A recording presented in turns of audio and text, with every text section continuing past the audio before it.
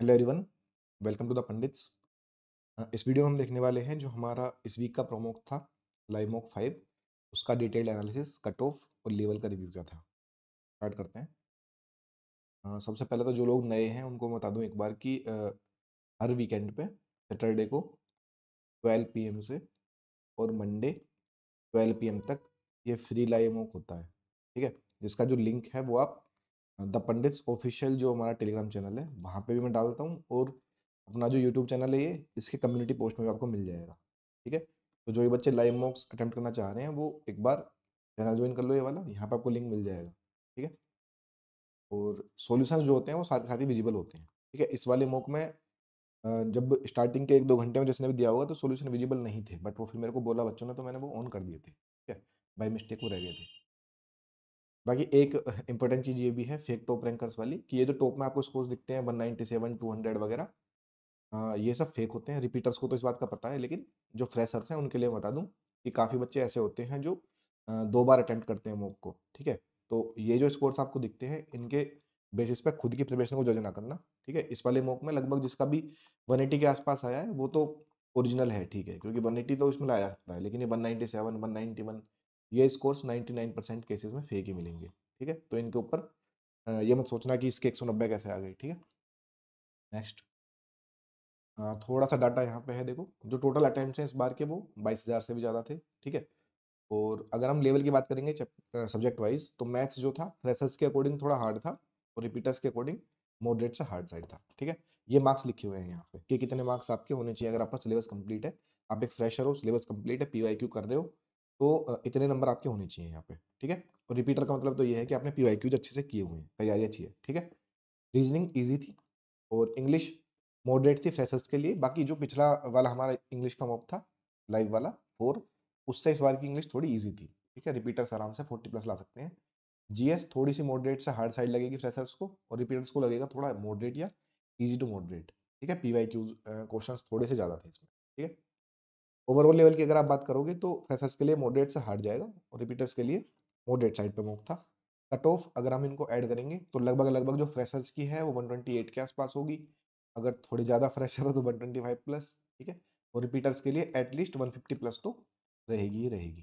ठीक है, तो जिन लोगों का भी कट ऑफ क्लियर हुआ है, यानी एक सही डायरेक्शन में आपकी तैयारी चल रही है वहाँ पे। ठीक है, जिसका नहीं हुआ है कट ऑफ क्लियर किसी वजह से, तो थोड़ी सी और मेहनत करने की नीड है अभी। ठीक है, हालांकि एक मॉक के स्कोर से ये सब जज नहीं करते। ठीक है, परसेंटाइल देखा करो। अगर तुम लोग फ्रेशर हो तो कोशिश करो 80% से ऊपर लाने की, इसको टच करने की, और जो रिपीटर हो तो 90% से ऊपर। ठीक है, परसेंटाइल जो है एक्यूरेट एक मीजर होता है, बेटर मीजर होता है मार्क्स से। ठीक है, क्योंकि मार्क्स का तो क्या है, वो पेपर के लेवल पे डिपेंड करेंगे। अगर इजी पेपर होगा तो ज़्यादा मार्क्स आएंगे, मॉडरेट पेपर होगा तो थोड़े कम आएंगे, हार्ड होगा तो बहुत कम आएंगे। ठीक है, तो मार्क्स से जज नहीं करना, हमेशा आगे याद रखना है, परसेंटाइल देखनी है। ठीक है, अब मैं दिखा देता हूँ सब्जेक्ट वाइज कितने क्वेश्चंस इजी और मॉडरेट है। ठीक है, ये करेक्ट परसेंटेज लिखी हुई है। ठीक है, जो भी क्वेश्चन कितने परसेंट बच्चों ने सही किया है वो वहाँ पे डाटा दिखाता है ना ऐप में, तो वही हम यूज करते हैं एनालिसिस करने के लिए। इसमें देखोगे मैथ्स में आप 15 क्वेश्चंस ऐसे हैं जो 50% से ज़्यादा लोगों ने ठीक किए हैं। ठीक है, आप देख सकते हो यहाँ पे काउंट करके, और 7 क्वेश्चन ऐसे हैं जो 31 से 50% के बीच लोगों ने ठीक किए हैं, और 3 क्वेश्चंस ऐसे हैं जो बिलो 30% लोगों ने ठीक किए हैं। ठीक है, 15 इजी क्वेश्चन है, 7 मॉडरेट है और 3 हार्ड है। और डुएबल जो हम काउंट करते हैं उसमें हम इजी क्वेश्चंस प्लस जो क्वेश्चंस मॉडरेट में 40 से ऊपर हैं, ठीक है, जो हो जाने चाहिए थे, ठीक है, लेकिन फिर भी नहीं हुए, जैसे कि 15 तो इजी वाले हो गए, उसके बाद ये 1, 2, ठीक है, 3 और ये चार क्वेश्चंस और डुएबल थे, ये आपके हो जाने चाहिए थे। तो रिपीटर अगर कोई है तो उसके एटलीस्ट 38 मार्क्स तो हों। ठीक है, क्योंकि 19 क्वेश्चन डुएबल थे। अगर आप सही से स्किपिंग करोगे, फालतू के क्वेश्चंस में टाइम वेस्ट नहीं करोगे, तो आप 19 क्वेश्चंस कर लोगे। ठीक है, बाकी जो फ्रेशर्स हैं उनके लिए 15 क्वेश्चंस इजी थे, तो यानी 30 या लगभग 28 क्वेश्चन नंबर तो आपके इसमें होने ही चाहिए। ठीक है, ये जो हार्ड वाले क्वेश्चंस हैं इन सबके सॉल्यूशंस जो हैं वीडियोस आ चुकी हैं। ठीक है, वीडियो सॉल्यूशंस आप देख सकते हो, मैंने कल चैनल पे शेयर कर दिया था। ठीक है, दो तो ज्योमेट्री के ही क्वेश्चंस हैं इसमें, एक ट्रायंगल वाला है, ठीक है, और एक है सर्किल वाला। दोनों ही बेसिक प्रॉपर्टी ऑफ ट्रायंगल और सर्किल के ऊपर है, बट फिर भी बच्चों ने गलत कर दिया वहाँ पे। ठीक है, और मैथ्स में एक क्वेश्चन में करेक्शन था, जो DI का क्वेश्चन था 524 नंबर, उसमें जो आंसर था पहले इंग्लिश मीडियम में भी गलत था, हिंदी मीडियम में भी गलत था, बट वो अपडेट हुआ था आंसर, ठीक है? तो मैं बता दे रहा हूँ, किसी को ऐसा लगा हो बाद में कि क्वेश्चन आंसर चेंज हो गया है ना, ऐप में मतलब ये ऑप्शन रहता है कि आप जब अगर मॉक लाइव हो गया है, ठीक है? तो अगर कोई मिस्टेक है तो आप उसको सही कर सकते हो, लेकिन वो सिर्फ इंग्लिश मीडियम में सही होती है, हिंदी मीडियम में ऐसी कैसी रह जाती है। तो हो सकता है दोनों में अलग-अलग लिखे आपको, ठीक है? अपडेट करने का पता नहीं इन्होंने ऑप्शन दिया नहीं है, लाइव होने के बाद में, ठीक है? तो ये देख लेना एक बार मेंशुरेशन वाला क्वेश्चन, ठीक है? ये रीजनिंग का डाटा है, इसमें लगभग सारे ही क्वेश्चंस ईज़ी थे, ठीक है? सारे क्वेश्चन डूएबल हैं, ये एक ट्रायंगल का काउंटिंग वाला क्वेश्चन था, फिगर काउंटिंग वाला, ये थोड़ा गलत हुआ है बच्चों का। और एक क्वेश्चन जो रीजनिंग में रिपोर्ट हुआ है, वो अ, मेक और लूट वाला, ठीक है? मोस्टली काफ़ी बच्चों ने वो रिपोर्ट किया है, मैं दिखा देता हूँ एक बार। चलो बता रहा हूँ यहाँ पे। इसमें क्या है कि मल्टीप्लाई बाय 4 करके आंसर था, ठीक है? और नंबर ऑफ लेटर्स अलग-अलग थे। चलो मैंने खोल रखा है एक बार रुको। ये रहा। मेक का कोड दिया है 120, लूट का कोड दिया है 248, तो ब्लेम का कोड पूछा है, ठीक है?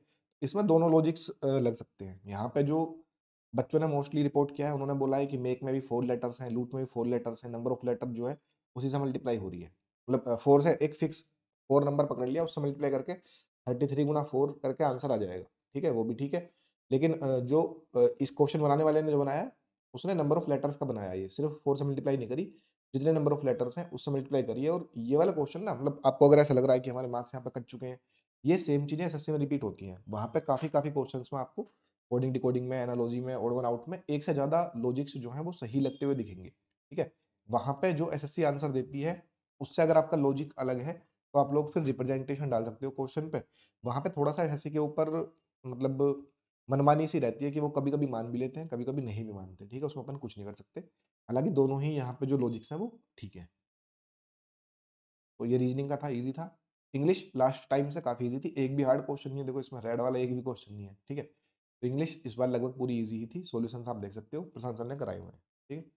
और अगर हम बात करें जीएस की, तो जीएस में ऐसा था कि जो मॉडरेट क्वेश्चंस हैं उनकी संख्या ज़्यादा थी, और जो इजी क्वेश्चंस हैं वो थोड़े कम थे। मतलब डायरेक्ट ऐसा होता है ना कि जो सबको पता हो, इजी मतलब जो सबको ही पता है, लगभग 50% से ज़्यादा लोग उसको ठीक कर रहे हैं। उन क्वेश्चंस की जो संख्या थी वो थोड़ी कम थी, क्योंकि जो मॉडरेट क्वेश्चंस हैं वो ज़्यादा थे। इसलिए जब फ्रेशर्स और रिपीटर्स का हम जज करेंगे, तो रिपीटर्स ज़्यादा इसमें स्कोर अच्छे से लेके आएँगे, क्योंकि उनको पता है कि जो पीवाईक्यूज़ रिपीटेड हैं या फिर जो कम पूछे गए हैं वो भी उन्होंने कवर किए होंगे। फ्रेशर्स थोड़ा-सा छोड़ देते हैं उसको। तो यहाँ पे इसलिए काफ़ी काफ़ी डिफरेंस हो गया, जो लेवल है जीएस का, ठीक है? तो ओवरऑल मैंने कट ऑफ आपको बता दी, ठीक है? जीएस में यहाँ पे देखो आपकी कभी-कभी ना ऐसा होता है, कभी-कभी तो जो फ्रेशर्स और रिपीटर्स की कट ऑफ है, उसमें 5 मार्क्स का नंबर दिखेगा आपको गैप मैथ्स में। लेकिन यहाँ पे 10 नंबर का है। इसका मतलब ये है कि रिपीटर्स के लिए ज़्यादा ईज़ी था पेपर वो, कि कुछ क्वेश्चन्स ऐसे हैं जो 50-55% के आस-पास में घूम रहे हैं ना, मॉडरेट क्वेश्चन्स ज़्यादा हो जाते हैं तो रिपीटर्स उनको निकाल लेते हैं, लेकिन फ्रेशर्स वहाँ पे फँस जाते हैं टाइम मैनेजमेंट में। तो तब ये ज़्यादा आपको अंतर देखने को मिलता है यहाँ पे, ठीक है? और जीएस में आप देखोगे तो सिर्फ 5 नंबर का फ़र्क है, ठीक है? बहुत ज़्यादा फ़र्क उसमें नहीं है, पीवाईक्यू बेस्ड क्वेश्चन्स हैं, सबके हो जाने चाहिए थे, ठीक है? इंग्लिश भी ईज़ी थी, रीजनिंग भी ईज़ी थी। और ये ना थोड़ा-सा बैलेंस करने के लिए होता है। एक बच्चा कोई बोल रहा था कि रीजनिंग तो ईज़ी आ रही है भाई, अगर मैथ्स आप टफ कर दोगे वहाँ पे तो आपको रीजनिंग फिर वो बैलेंस करनी पड़ेगी, ठीक है? ऐसा नहीं है कि आप दोनों ही सेक्शंस वहाँ पे टफ डाल दोगे, ठीक है? वैसा पेपर नहीं आता है ज़्यादातर। 2 सेक्शंस आपको अगर हार्ड मिलेंगे भी तो वो मैथ्स या इंग्लिश होंगे, मैथ्स या जीएस होंगे।